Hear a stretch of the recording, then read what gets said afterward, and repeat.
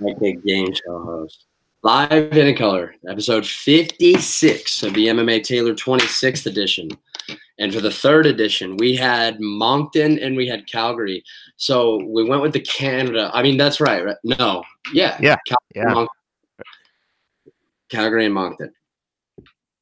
You know what I should have done? I should have gone back and compiled the records we had from those because we picked all those fights. Yeah. We went up and down. That's always fun. Looking Max Freedman, the one and only Loudmouth MMA podcast breakdown with Marcel's finest. He joins me for the third time today. How you doing, bro?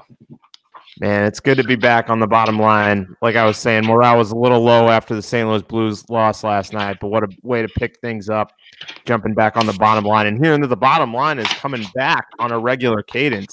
My favorite weekly podcast. You got sports of all kinds. The great mind over there, DB, covers everything. And it's definitely something that I love to listen to every week.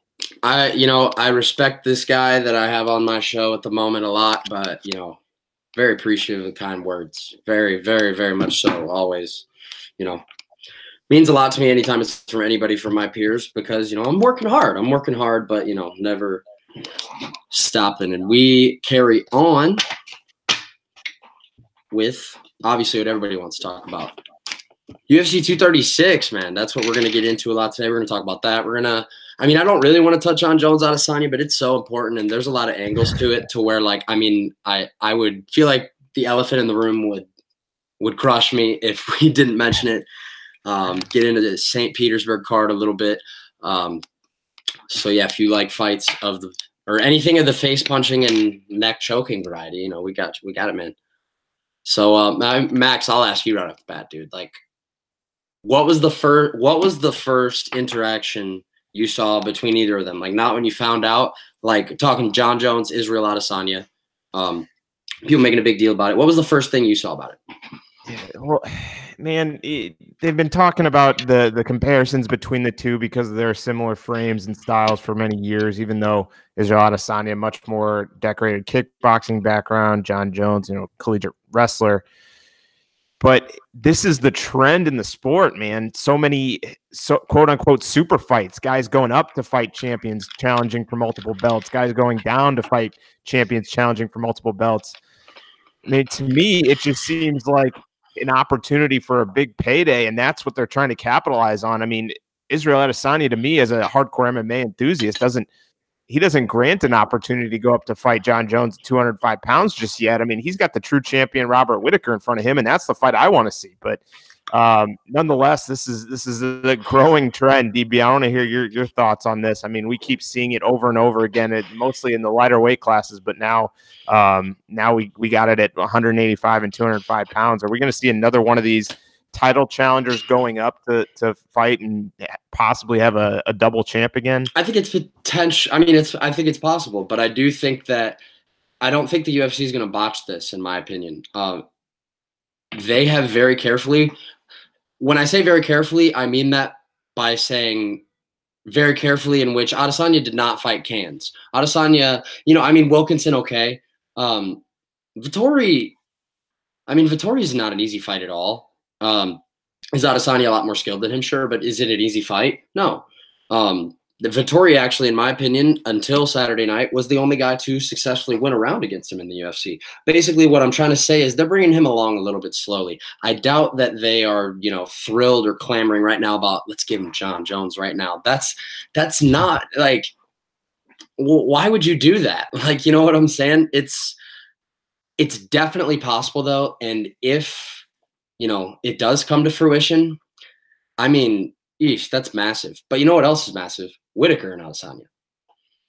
Yeah, that could sell out a big stadium in Australia or New Zealand. Talk about a big time event you could have there in a market that already does really well. That's the fight to make for me, at least. I hate to see multiple titles being thrown around so many different weight classes. Yeah, man, it's getting old. Do you think they need to do away with it, get rid of it, or do you think it just needs a break, dude? Just a break, like you and a girlfriend are taking a long break, man. You know what I'm saying? Yeah. And then there's the whole issue with headlining pay-per-views and whatnot, and who knows, man. I think it'd be just fine to take a break, but I see where they're coming from on that front. But Robert Whittaker was not out that long. I mean, you could have easily waited, 3 or 4 more months and had that Kelvin fight again. So, whatever happens, I'm sure it'll be the right business decision, if you will. Right, and somewhat to no fault of Whittaker's own. He gets this stigma attached to him sometimes that he has never defended the belt. But that's only down to as a technicality because Romero, according to the Illinois Commission, couldn't cut 0.2 more pounds, last thing I'll say about that, you want to talk about a fight. Yoel and Israel is a fight. Yoel and Israel is a fight. Oh my, that gets my heart racing right away because it's like you have weirdly and kind of longer than everybody, like long-limbed, athletic, technically brilliant kickboxer against this super freak genetic Hulk mini-me that was made in a lab that can KO you. Yeah, that's an amazing fight. Obviously can't be the fight to make at this time, but man, that's a great fight. Yeah, it's awesome to think about too. And if or when that Israel Adesanya Robert Whittaker unification bout happens, man, throw Yoel Romero and either the winner of Jacare Hermanson or maybe Paulo Borrachinha Costa on the main card and have that as a backup. I'm very close in terms of like my pendulum of belief in believing that Costa can. I think based on the information I've been given, I'd favor Adesanya big time. However, I'm not ruling out that Costa can't get to where he needs to get as a fighter, and more so as a martial artist and a game plan. When you're that big, like when you're Costa's size, throw your body on people, man. You could separate and throw shots in short range. I saw a lot of that and a lot of tape I watched this week. Watched a lot of tape this week, man. 7 guys debuting this weekend, and I'm doing them all. However, got a lot of fights to talk about coming up on this weekend. Over in Russia for the second time. Do you know how big this place is? It's like insane. I don't know. I've never seen it. I know the first place was kind of big. It's in St. Petersburg. Yeah, the Yubileyny Sports Palace. Right. Yeah, lots of Y's next to vowels. Lots of Y's sitting right next to vowels. Always. They love it. I'm always just like, when I see it, I'm just like, dude, what? Are you excited about the early start time here in the U.S.? Waking up? Oh, always. I love it. Especially because, as I alluded to you earlier, I'm a big boxing fan, and Crawford Khan is going to be sick that night. They got some of the best prospects in the world on the entire undercard. That'll be awesome. And because when the UFC's on and boxing's on, the UFC takes precedent every time. And I don't even have to say that I like it more, dude. It's that I trust it more. Like, if Adelaide Bird's in the building, chances are it's going to be something you're going to watch. You're going to tell every fighter, and they're all going to walk out there, and it's all going to be a war. They don't want to go to decision. She'll screw it up. Oh man, dude, you can go to MMA Decisions and see some of her scorecards, dude. They're just like, I don't even have words to say how bad they were. She had Zingano beating Ketlin Vieira. How insane is that? She thought Zingano beat Ketlin Vieira. I've seen a few of those pieces on her and just some of the mismatches or decisions that she's scored over the past that make absolutely no sense. She had Ashley Yoder beating Mackenzie Dern. Yeah, I remember that one too. Do you remember when she had Adam Milstead beating Jordan? Dude, the list goes on. Who? I don't get it, dude. I don't get it. Commissions and all this. Regardless, we move along. A little bit, not so much press time. We got quite a bit of wiggle room to we're good. To speak on some stuff. Oh yeah. So I was in Fort Wayne, Indiana, watching these fights this weekend. Okay. Why were you in Fort Wayne? Because I used to live in Fort Wayne. Do you have anything about Fort Wayne? You've been in Fort Wayne? No, I've driven through. It's not too far from Chicago, so Fort Wayne is very, very big. To the contrary belief, there's 14 high schools in Fort Wayne, man. There's a lot of schools in Fort Wayne. Would not have thought that. Yeah. I went to a little school called Homestead High School. And here I am now, and I went over there to watch these fights. And, dude, I mean, we're obviously going to start with the main event. But so the setting is, and this is the co-main, okay? So I'll just say this because we'll get into the co-main. We're all standing up, like standing up to start the round of round 5. Like everyone's standing up. And so I kind of look around and I'm just like, not a single person in here is sitting down. And I look and I go, casual, casual, casual. And then I go, the two guys that I came here for that definitely know what they're talking about. And I'm just like, yeah, this fight of the year so far for sure. Definitely. I would say Poirier, and we'll get into Poirier and Holloway first. I think Poirier and Holloway is number 3 for me. Luque and Barberena kind of set that tone at number 2. For me, relevant conversation to the narrative, but that's just my opinion. Yeah, I don't know if I can go quite as high as Luque and Barberena, but unbelievable fight. Luque and Barberena was that was something, man. That was something. Yeah. That was a crazy fight. So was Max and Dustin. Dude, my biggest takeaway started right away from the very beginning of the fight. Every single time Dustin touched him, Max didn't like it. Every single time. Dustin Poirier is one of the most cerebral, tactical fighters in there, and he truly seems to grow every time he's in there. And this is a guy who's fought over, 20 times in the UFC. It's unbelievable just to watch his progression over and over again. The guy's something else, man. He really is, dude. He deserved it, and hats off to him. He is the true interim champion now. His movement is very interesting, like the way that he moves. It's very unique. Like, it's not so much unorthodox because I see it, and unorthodox isn't the first thing that comes to my mind. Like, I feel like I'm being confusing, but dude, it's very hop steppy. You know what I'm saying? Like but it's consistent.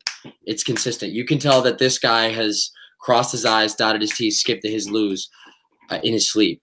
And very few guys in this sport, you could say only one if you base it off the numbers. Dustin Poirier, second most fights in UFC history before reaching that goal around his waist. So yeah, I mean, you could make the case based off numbers right there that he's one of the most deserving guys to never have a belt graced around his waist, to experience that on Saturday night. That was awesome, and I felt really happy for him. As for Max, man, I think everybody's question is which weight class is next? Does he stay or does he go back? I think the answer is easy. You have a belt over there. Go back. You're the champ. What decision do you have to make? I mean, that's just my opinion. What do you think? Yeah, 100%. I mean, look at his last fight against Brian Ortega. Comes in as the underdog. Perfect example of a very technical, truly flawless performance where he just picked his opponent apart. A guy that was considered the #1 contender, no doubt about it, in the division. And he made it look easy. Same thing with his 2 fights against Jose Aldo. We've seen, Jose Aldo is far from done. He's kind of as the second coming of him right now. Oh, man. But Max Holloway, you got to go back to 145. I mean, if you would have won this interim title, then yeah, stick around. Don't deal with the weight cut. But he didn't, and he lost that fight. And the decision, like you said, it's easy. It's very clear. Go back to 145. You got potential opponents coming up on the rear. I don't think any fight with Jose Aldo a third time makes any sense, but maybe Frankie Edgar, maybe Alexander Volkanovski if he's able to beat Jose Aldo. Like if Aldo stopped Volkanovski early in May, which, dude, I mean, that's a fight that I'm hyped for. That's a banger. That's in Brazil too. Yeah, no, that's going to be a crazy fight. Why it's not the co-main anymore? I was a little perturbed by that. But whatever. Who cares? If he were to stop Volkanovski and then say, I don't know, they're not going to give him Zabit, are they? They're not going to do that to him. Aldo won't get Zabit. Yeah, I can't see that. Plus that match. No. If he's this close to the end, I mean, I don't know. Another conversation for another day. However, I think Zabit's going to get Josh Emmett next. Really, someone of that nature, maybe a Mirsad Bektik or someone of the top 10, but not quite that level yet. That's kind of a dangerous fight for Zabit. Yeah. What do you think about it? A guy that's patient, a guy that sits back and tries to pick his power shots. There's a difference between picking your shots and picking your power shots. One guy that I thought picked his power shots, I mean, flawlessly on Saturday night was Khalil Roundtree. Dude, wow. I mean, he said all week, he's like, Khalil Roundtree 2.0. And people are like, oh, yeah. Yeah, he's not kidding at all. Like, whatever they're doing with him over there in Thailand is working. But we'll get into that. We got to talk about the co-main, though. Holy hell, what a fight. Here's my thing, dude. Gastelum tapped. Fifth round.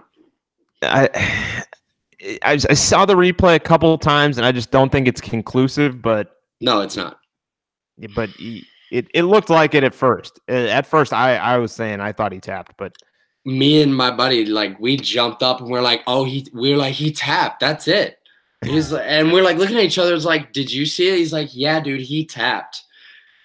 Could you imagine if Bruce Buffer said by submission, guillotine choke, or even triangle choke, like after he put him in the trunk?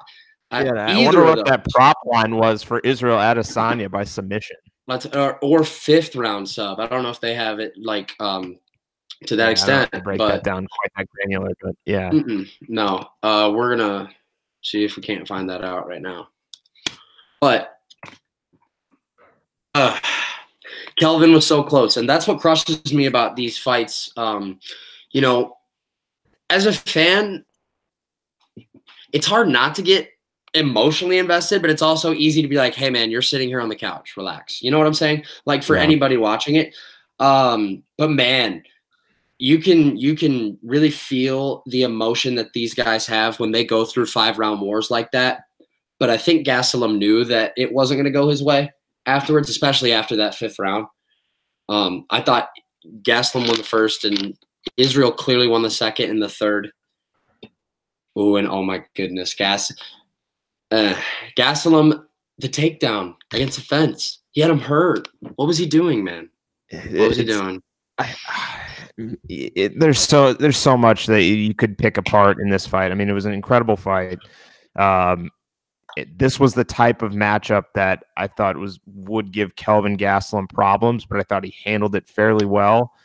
But I'm really just more curious to see where. I mean, we know what's next for Adesanya. What's next for Kelvin Gastelum? I know you like to do the matchmaking process as much as I do.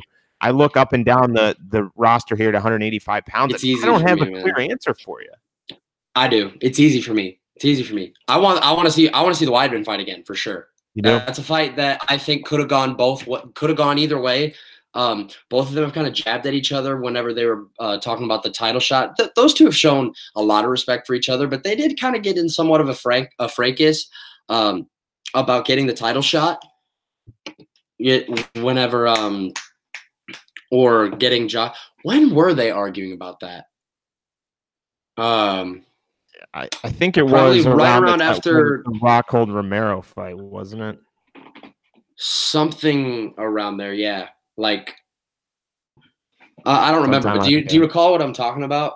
Yeah. There was definitely some kind of title picture chatter back and forth. There was a lot of people chiming in at 185 pounds. I think that makes a lot of sense. The only caveat I see there is if Chris Weidman's going up 205. After that loss to Jacare Souza, I don't know. There's a lot of speculation out there. Could just be talk, but I wouldn't be surprised if he finally does make that move up. It's interesting to think about how he'd fare at 205. You know what a big slap in the face would be? If I think, does Maynard do the 205ers? I think Mick Maynard does the 205ers because I know they separate him by weight class. Mick calls him. He's like, "Oh, hey, welcome to 205. We want to do Luke Rockhold." He's like, "Are you kidding me, man?" Long goes right behind him, like, "Dude," flanking him. God, I love that guy. I don't know why. Yeah, I he's love both of awesome. them. I love Sarah too. He Oh, of cracks course, me of up. course. People rag on that UFC Unfiltered podcast. That thing cracks me up week after week. Yeah. There's a time and a place for me. I do listen to it though. There's a time and a place for me though. I think it offers you a lot of instances of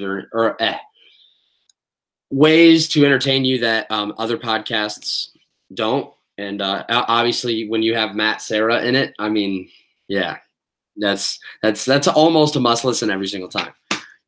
Just with Matt in it alone. Yeah, 100%. There could be, you have a lot of different options. Corey Anderson sounds like a good one. He's been having trouble, I guess, finding an opponent. He's been pretty, I guess, I don't want to say picky, but he wants a top guy, and I think maybe a former champion might get him going. Who the hell wants to fight that guy, man? Yeah. He looked great in his last couple fights. He's looked great. He looked amazing against Over. He looked amazing. Definitely against Latifi, too. Mm-hmm. Those were both fights I picked him to lose. I said after the last one, he's like, okay, I'm done picking against this guy. Something's clicking in his camp. I was like, something is clicking right in his camp. Unless it's like Jon Jones or Francis, at 205. Dude, that they were talking about John. So speaking of 205, they're talking about Johnny Walker, right? First of all, what do you think about Johnny Walker? I picked against him in all 3 of his UFC fights, and he's proceeded to prove me wrong. But man, he's showing up. He's going in there, and I think he's kind of has that Conor McGregor mentality where he's having fun in there, and that makes all the difference when your mind's right. You can perform. Oh, dude, yeah. But I want to see another big fight for him. I want to see him get that. I mean, maybe Nikita Krylov coming off that win this past weekend against Ovince St. Preux. That sounds like a fun match. Stole the matchmaking. I don't know. He might be trying to get someone a little bit higher in the rankings. But, no, that's the fight I would make. That's what I would do. What do you think about now? I mean, on the topic of 236, what's that OSP? He's kind of slowly faded his way. I remember, I think he was like as high as 3 or 4 when he fought Latifi, and a guy like 6 inches shorter than him got a hold of his neck somehow. I can't remember exactly how that transpired, and put him to sleep. It was disturbing too. Rocked him on the feet and then put him to sleep with that choke. Then he really, really should and could have lost to Tyson Pedro. Yeah, he almost did. And I think that was more Tyson Pedro making some mental mistakes in that one, not capitalizing on having him hurt and trying to grapple and let him recover. Yep, I don't even think he's still in the top 15 anymore. I'm very intrigued to see who they give him next and see how he comes out from all that happened.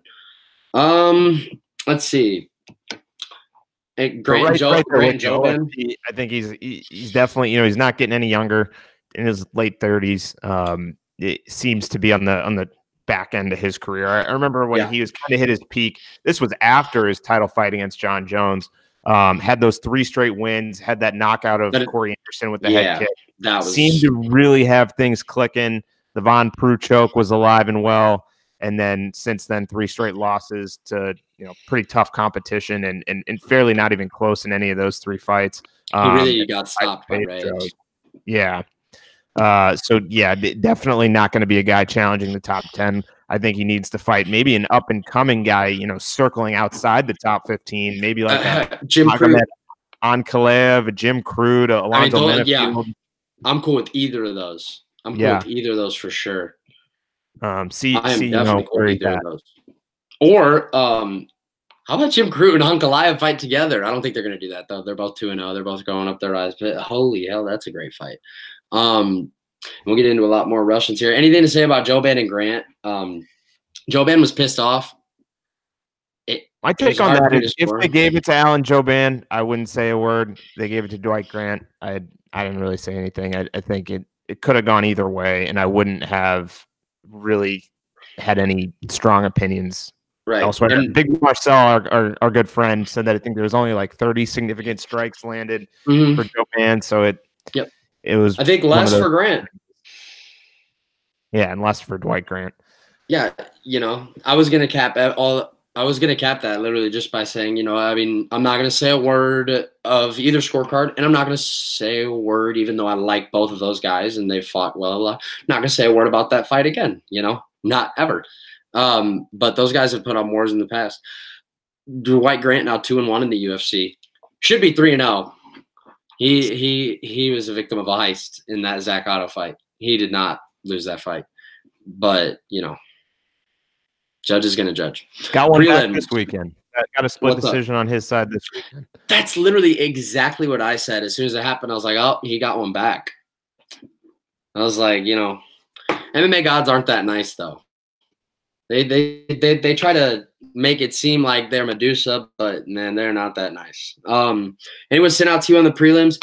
I want to say Pantoja, but, I mean, you know, I think that's as 2+2 of a matchmaking decision of all time. I mean, it's Figueiredo, right, for him next. If you're going to keep, you know, pretending you're playing the flyweight game. Yeah, Alexander Pantoja looked very good finishing Wilson Hayes. There's a few fights I think you can make for him. Him and Figueiredo that's a fantastic fight in my opinion. Yeah, but you're right. It's a good fight. Where the hell is Tim Elliott? That's what I was exactly going to say. Tim Elliott, if he's still on the roster, that's another opponent that could make sense. But I did hear he's moving up. Though. Yeah. Rogerio Bontorin, I'm curious to see if he's going to go up or if he's staying at 125. I would say that he stays at 125 until he loses. I mean, he fought really well given the circumstances in his first fight. Yeah. Who was that against? Was that against Bibulatov? Yeah, that was against Bibulatov. Yeah. So yeah, 10 a.m. start this weekend.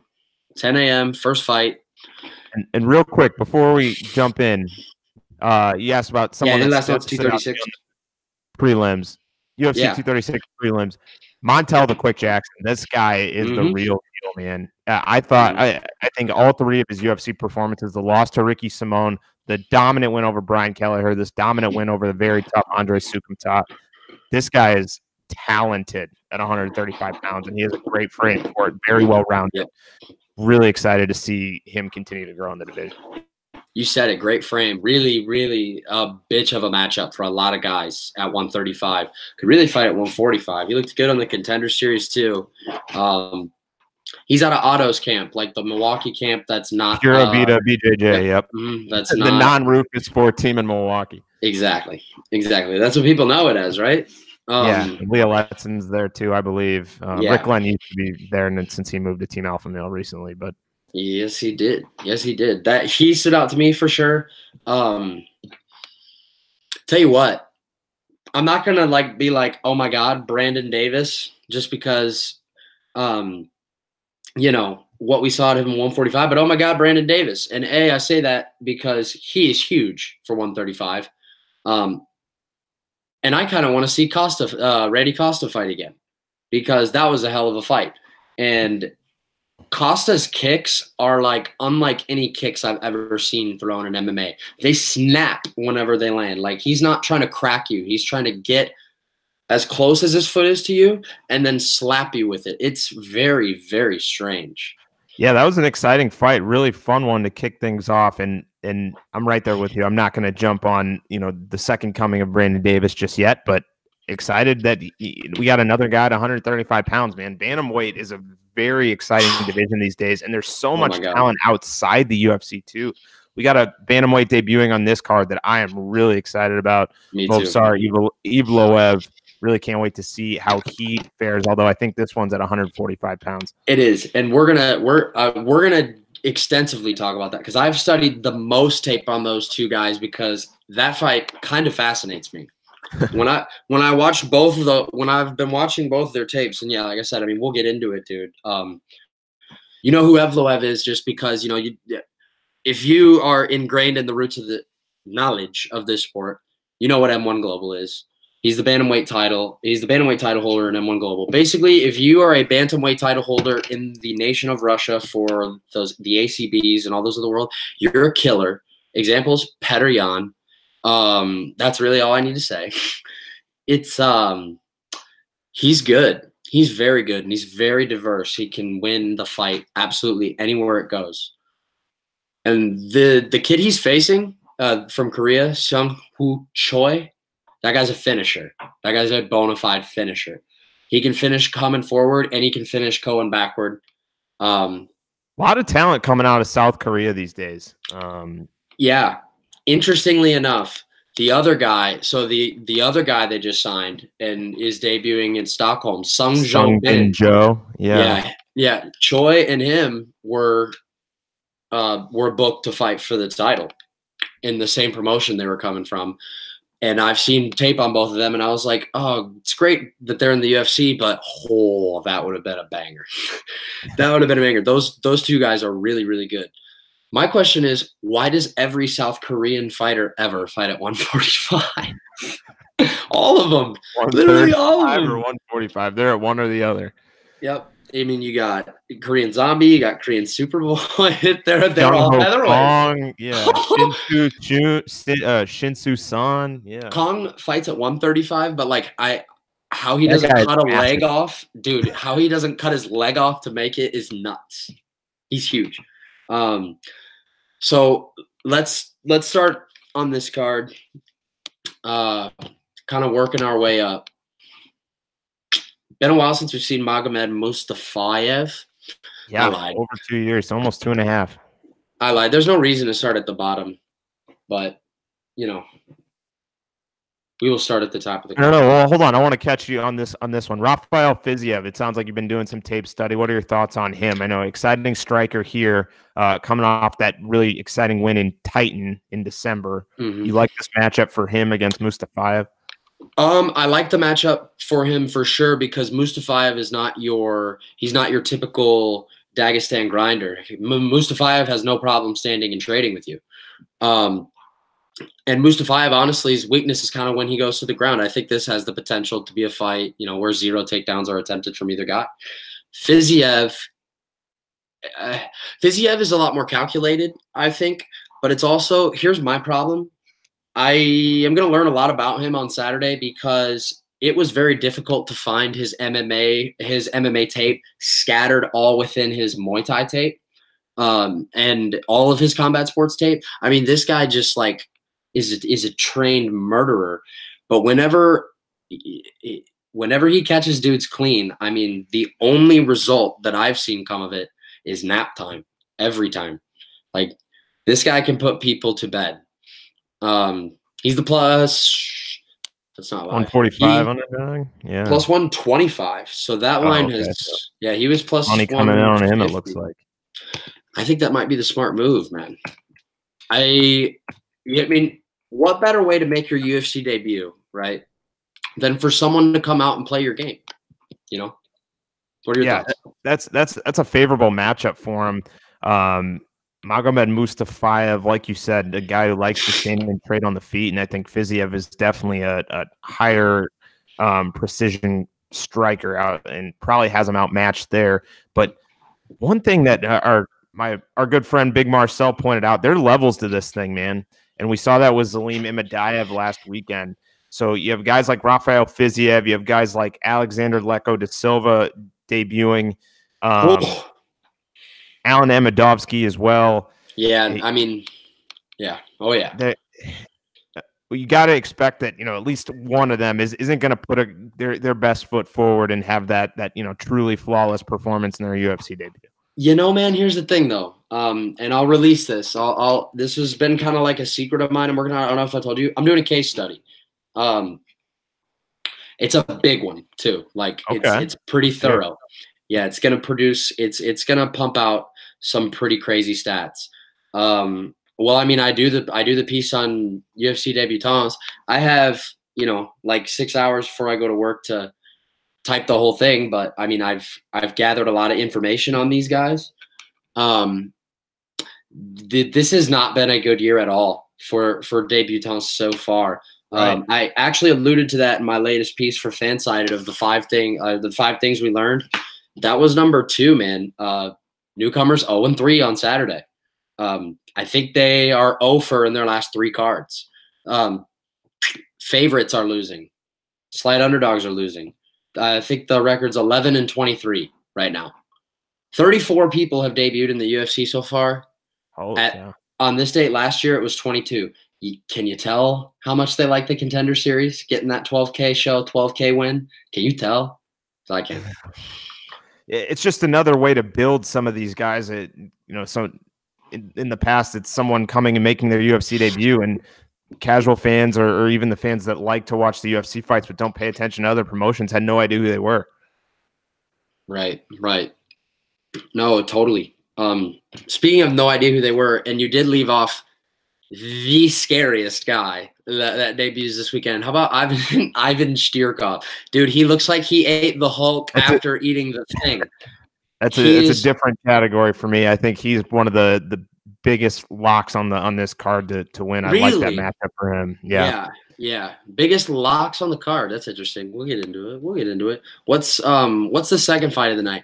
Hey, yeah, dude, this card is ordered a little bit strange, in my opinion. What do you think? Yeah. I think they're kind of loading the bottom of the card with fights that have the higher snoozer potential, if you will. Definitely a fight like Marcin Tybura and Shamil Abdurakhimov. The two ranked heavyweights, but are third from the bottom. And then same with, Kaita Nakamura, Sultan Ali, fifth from the bottom. Dude, I mean, is Aliyev Nakamura the least important fight you've ever watched in your life? Like, I was looking at that, I was like, dude, that might be the least important fight I've ever seen. I was thinking that, and our buddy Big Marcel was saying the fight he cares least about is Roxanne Modafferi and Antonina Shevchenko. Oh, that has to be because he thinks Shevchenko is going to run through her, right? Yeah. Yeah, I mean that. Yeah, then I understand that. I mean, yeah. If you're 22-15, you're not beating a Shevchenko sister. I'm sorry. I don't have to watch film. I don't have to do anything. Their last name's Shevchenko. You're 22-15. You're toast. I mean, I have obviously watched Roxanne fight a lot. She's going to have to get this to the ground and start doing her thing with searching for submissions. I feel like when she's on the ground, though, sometimes she just spends forever searching for ways to begin her submission attempts. It's very strange. She has very good control on the ground, though. I will give her that. And I think if she gets this fight to the ground, she could finish it. But finish it, you think? You never know, man. We haven't seen Antonina Shevchenko's ground game at all. But you got to think that she's well prepared, having her big sister being one of the top pound for pound fighters in the world. Yeah, she's all right. She's okay. She's an okay training partner to have. Only the best flyweight in the world. What about Antigulov Oleg Jacek, the second fight? I think Oleg Jacek is a murderer, dude. And if he stops this guy Antigulov, who, if I am not mistaken, is a pretty heap size larger than him. I'm going to fact check that, but I think he's quite a bit bigger than him. If he stops him as early as he stops Vellante, let's remember he dominated Khalil Roundtree for 3 rounds. Dominated. Yeah. Oleg Jacek should be 2-0 in the UFC, 1-0 with that no contest with Khalil Roundtree. But, man, that finish of Vellante was nasty. He seems to be the more polished striker in this one. Not sure he gets the finish, but I think he gets it done for maybe a unanimous decision over the submission guy, Antigulov. I'm with you, man. I am definitely with you. I think it goes down exactly like that. These odds. Money's coming in on Antigulov. I have a feeling just because – do you agree with this? On these cards that are a little bit less deep with like face name value, the underdogs get pushed heavy on the betting lines. Sure do. Throughout the weekend. Yeah, especially those dog or pass situations. Guys don't really know too much about either fighter, and you see a value, you see a little bit higher of a line opportunity to cash some underdog money for a line that could be a little bit closer than it is on paper. Right. No. Oh, yeah. I mean, there's a couple of fights that fit that bill on this card for me. There's a couple of lines I'm looking at. I'm like, okay, but. Dude, I mean, Tybura and Abdurakhimov, I'm not going to trick myself into getting excited about a Shamil Abdurakhimov fight until he realizes what you did in the Chase Sherman fight worked, man. Like, it's the only time we've really seen potential out of him, in my opinion. What was the fight after that? Was it Arlovsky? I think it was Yeah, it was Arlovsky. The Arlovsky fight was so frustrating just because he's coming off that knockout and you're like, okay, is he going to do it? All right, we're back to running marathons. He literally runs away. He got warned like 3 times against Derek Lewis. I watched the tape back. He got warned a ton of times. He was virtually trying to get away. He got warned for timidity, you know? Yeah, I'm not looking forward to that fight too much. I don't think either way it doesn't put either fighter in any position further up in the division. I mean, if he wins, he's gonna be in the top 10, Max. Abdurakhimov. They match him up with a killer. You're like, dude, you could have put that killer up with someone that's gonna stand and punch. Like, yeah, you know. I'm not sure. What do you think about Alexander Yakovlev, Thunder of the North, coming back? Long layoff for him too, similar to Mustafayev. November 2016 was the last time he's been in the UFC. So this is a really interesting fight in between 2 very not interesting fights. It's in between the Tibura Abdurakhimov one and the Aliyev Nakam. Oh man, those should be first. But anyway, Yakovlev and Da Silva, Lico Da Silva, is very interesting to me because for a number of reasons. A, we know about the ceiling of what Yakovlev has. However, then you throw in the added element of this dude's layoff is really, really long. This guy has not fought in a really, really long time. The kind of unknown size discrepancy in this one too. Lico is 145, 155 pounder. Last 2 fights have been at lightweight, but has fought a lot at featherweight. Yakovlev, a very big 155 pounds, only fought there once in the UFC. All of his other fights have been at 170. Yeah, I'm going to be interested to see how easily he makes that cut. But then again, you know, Da Silva with, I believe off the top of my head, 13 KOs. What I noticed about him when I was breaking him down is he still seems green to me, even though he has 21 fights. It's a bit of a red flag. I don't know what it is about it. Deja vu from when Douglas Da Silva de Andrade came to the UFC with a 23-0 record and was pretty much picked apart by Zubair Tukhugov. He beat Marlon Vera, though, didn't he? Yeah, no, he's definitely grown since joining the UFC. But that signing, he was a big favorite with his record, and I heard Marlon Vera's getting a big fight next. I've heard that too. That's that's a fun one. Yeah. Oh man, yeah, that's a great fight. Oh man, that fight is gonna be lit. It is, and people. Oh yeah. Yeah, the size discrepancy creates a bit of it's. Dude, that's what I'm saying. Like, I'm looking at tape for both of these guys, more so looking into Lico. Lico's problem, of course, obviously, is I think Douglas Da Silva de Andrade's competition was a little worse. Da Silva has not fought very many proven guys, though, either himself.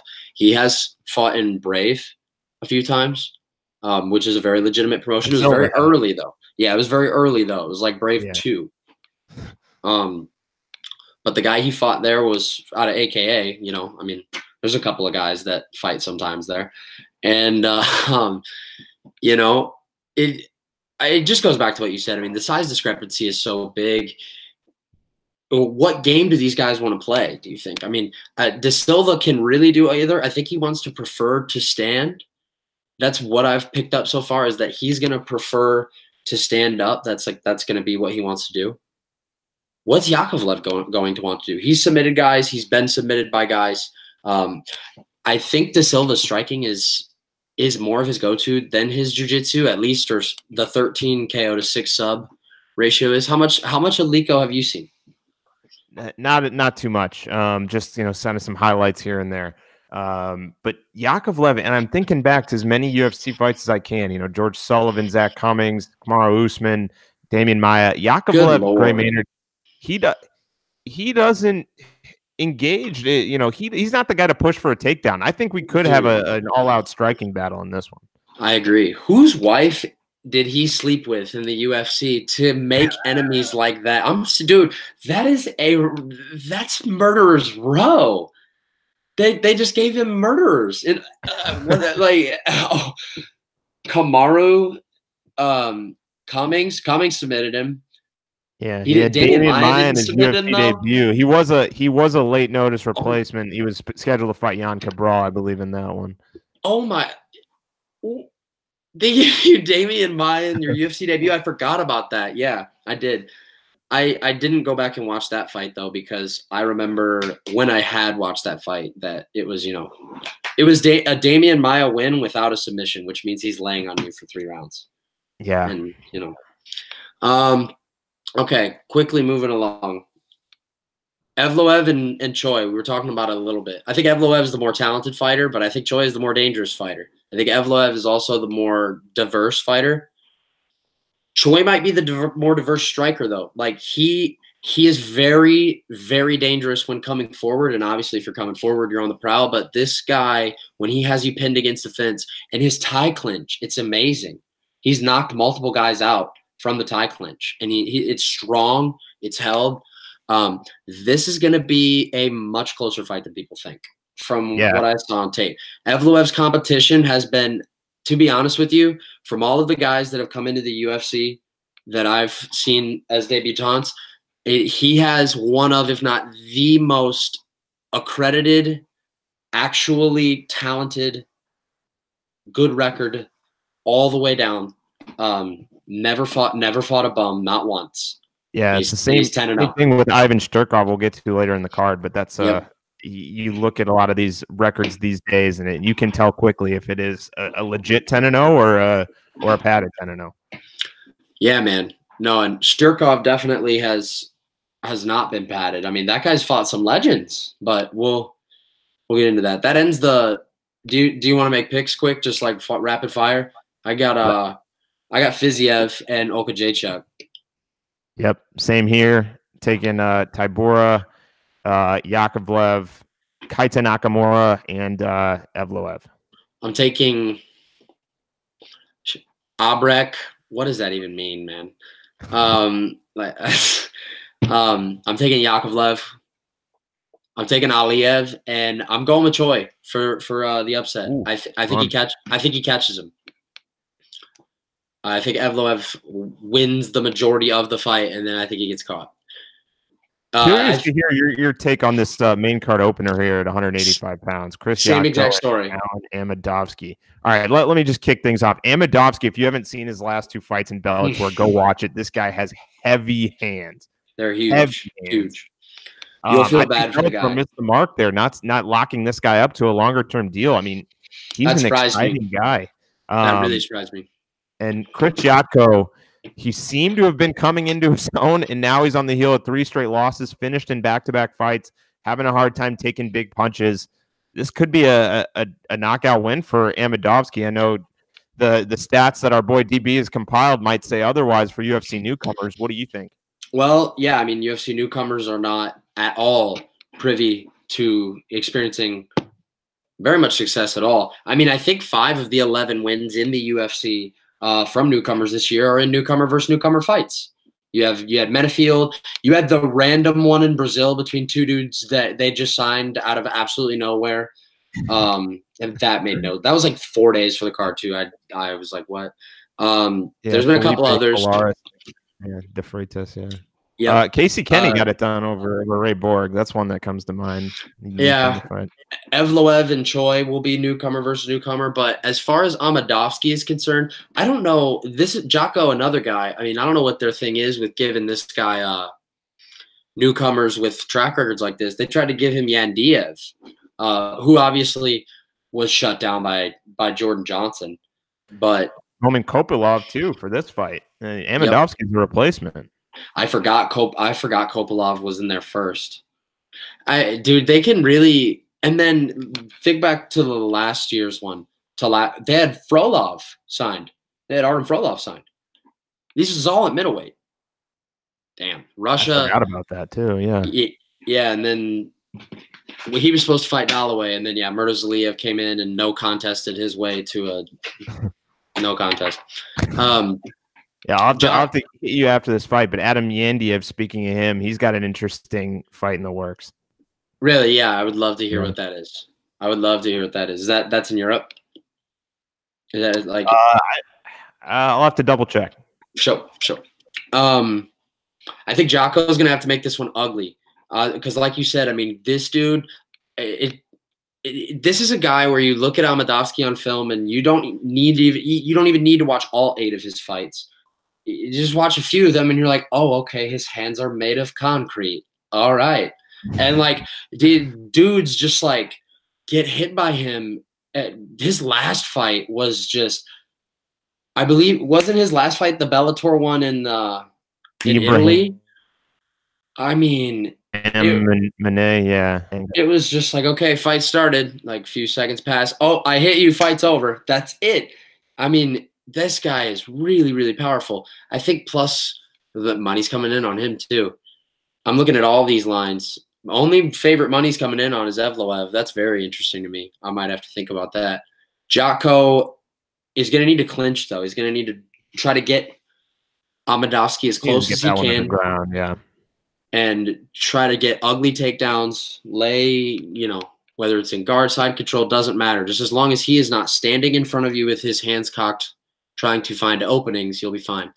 Shevchenko, I like pretty considerably here against Roxanne Modafferi. Modafferi would then be 1-4 in the UFC. I don't know how you can be ranked in the top 10 of any division with being 1-4 in the UFC, but that's kind of what comes with the territory here. Yeah, I mean, is there anything that stands out to you there? Do you think that there's potential Modafferi springs the upset? I really do, actually. I think if she gets this fight to the ground, Roxanne Modafferi is an underrated grappler. She can control the fight on the ground. She might, I don't know if she snatches up a submission, but you remember that TKO win over Barb Honchak? I mean, similar my God, we saw on The Ultimate Fighter, her second stint on The Ultimate Fighter. If she gets it down, I think she has a shot, but Antonina Shevchenko, a very decorated striker, easier said than done. Yeah. And I wouldn't be surprised if Shevchenko just runs through and finds the finish. Yeah. I'm actually sensing first round finish all over this. I think, do you know how, picture this, do you know how motivating and like insanely, I always think about this. What if she wins her next 4 fights in a row? She's ranked number 1. She's the number 1 contender. Obviously, she's not going to fight Valentina. What do? No. You just stave off her. You become her like guardian. Is that how that works? Yeah. Maybe go up, maybe go down. Who knows? She could go up. Oh, she can't go down. She's massive. She can't go down. If she went, no, that's not possible. Styrkov, man. This was supposed to be Abdul Karim Edilov. I mean, that, who the hell knows when that guy's going to fight? Oh, man. Yeah, I was excited. I was looking forward to his return as well. Me too. Styrkov, a lot of fights against top competition. I mean, you look up and down his resume, Thiago Silva, Fabio Maldonado, Satoshi Ishii, very underrated win there. Phil DeFries, he's been on a nice run. Bigfoot Silva, Jeff Monson, some older names, some veterans, but man, he's gotten through and he's finished all these guys. And Devin Clark, I just don't see any threat Devin Clark could pose unless it really tends to go deep into the rounds and Styrkov runs out of gas from being on short notice. So this line hasn't moved a single inch all week. It has been exactly the same. Has not moved. 185 minus 185 for Styrkov. I think even that's a bit conservative. I'm gonna run through some of these guys that he's fought, man. I mean, he's fought actual talent. This is the problem with fighting a guy like Devin Clark, and definitely from my perspective and yours, to pick the fight. This guy comes into the octagon, and we have no idea what the hell he's gonna look like. Is he gonna get standing bulldog choked by Jan Blachowicz, or or is he gonna dominate Mike Rodriguez for 3 rounds? He dominated that entire fight. Yeah. Or is he going to get spinning back whatever it was by Alexander Rakic? You don't know if he's going to come in there focused. And when Jeff Nowitzki's best friend is standing across from you from the octagon, a.k.a. Styrkov, I wonder what Nowitzki thinks about him. Oh, man, I wonder what Nowitzki thinks about him. For those that this guy isn't fighting in Las Vegas. Dude, for those that have not seen this guy, and if you are going into Saturday and you're going to see him for the first time, you're going to be like, oh,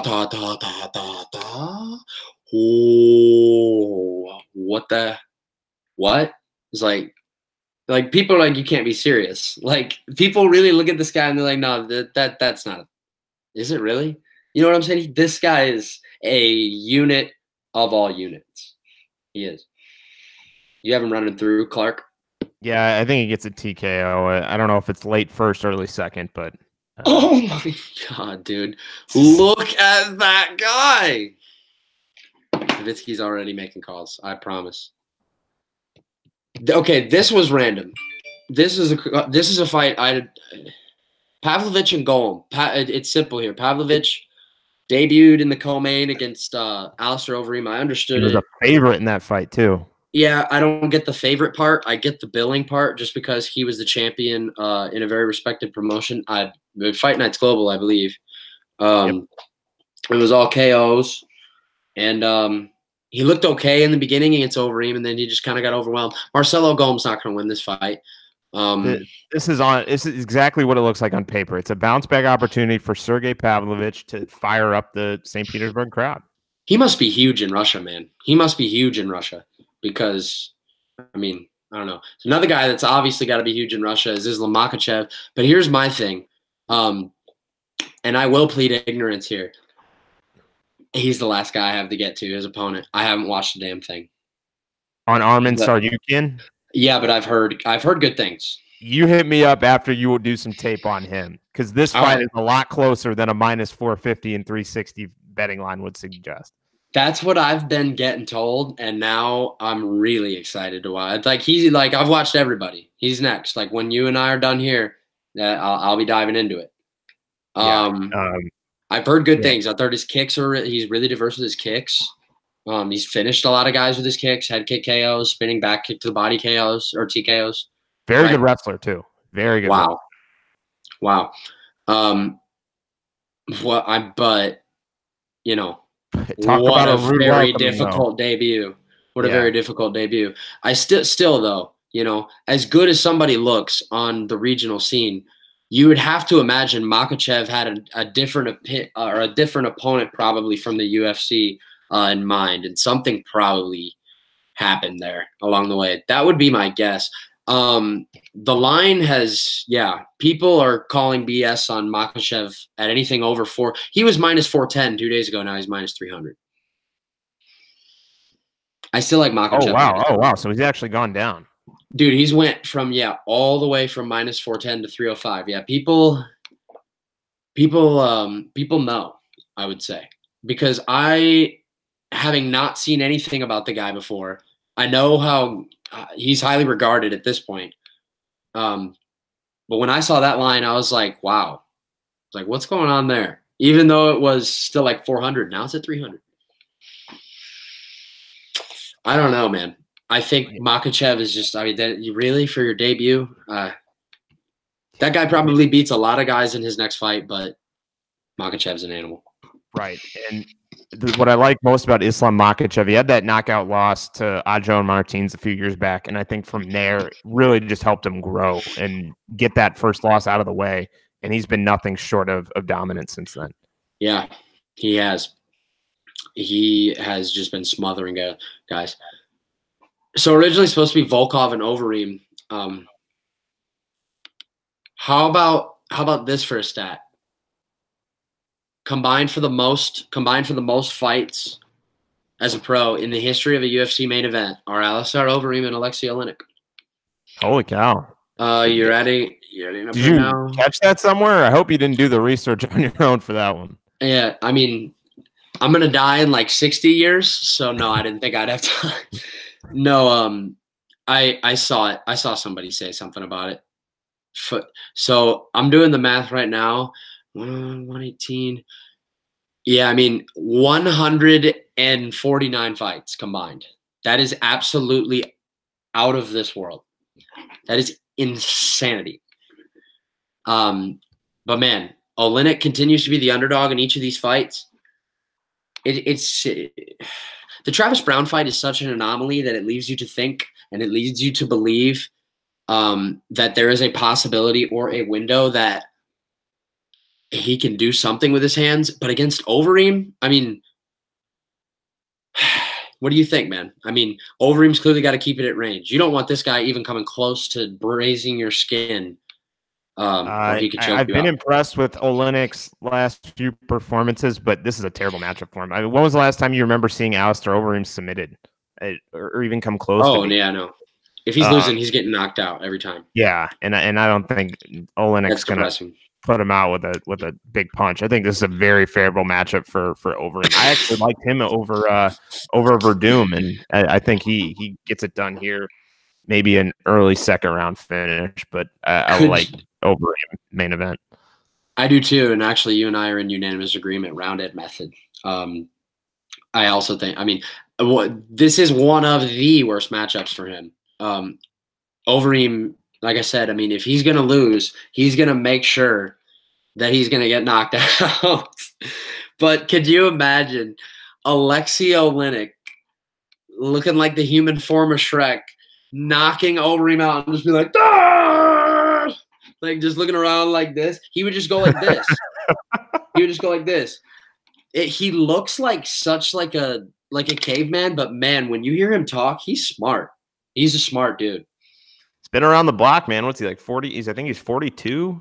Yeah, man, and he's been through some things, man. His daughter was at the Parkland school. Like she goes there. She was like in the building and everything. I mean, yeah, man. I mean, this guy, I mean, he fights in a cage for a living. He fought Mark Hunt, and I thought got hurt by Mark Hunt. I know Mark Hunt was beating up his legs really, really bad.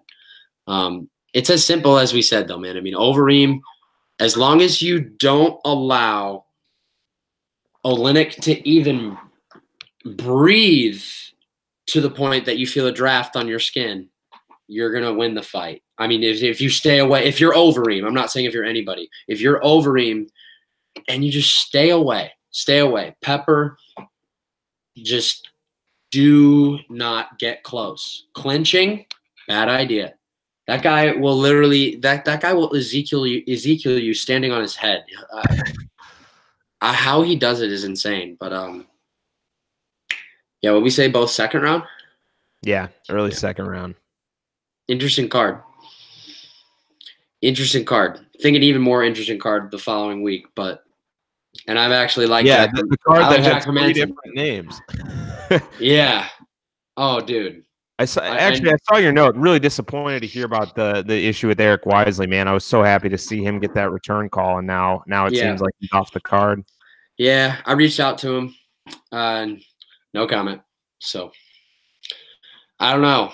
It is an interesting development because, like Volkman tweeted at me, Kyle Volkman, he said he pointed out something that totally flew past me, but I realized it when he said it. I mean, that's Dan Hardy's disease.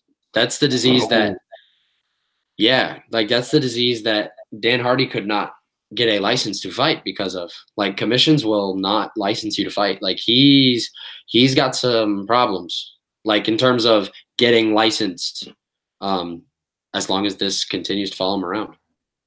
If we're basing our knowledge and real life evidence on real life evidence of Dan Hardy's situation. Yeah, if it is the same thing, then that, man, gotta feel for him. Sucks. Yeah, his story was really, really amazing. You know, comes in the UFC. I think it was 2 fights. Lost both fights. Yep. Kind of had an iffy start right after that, and then one day this man just 1-1, 9-fight winning streak. He says, "It's so good to see." I like to see that when the guys, figure it out on the regional scene and get that return call. Yeah, that's something I don't know what it is about it, but I love it when it happens. It is. I mean, it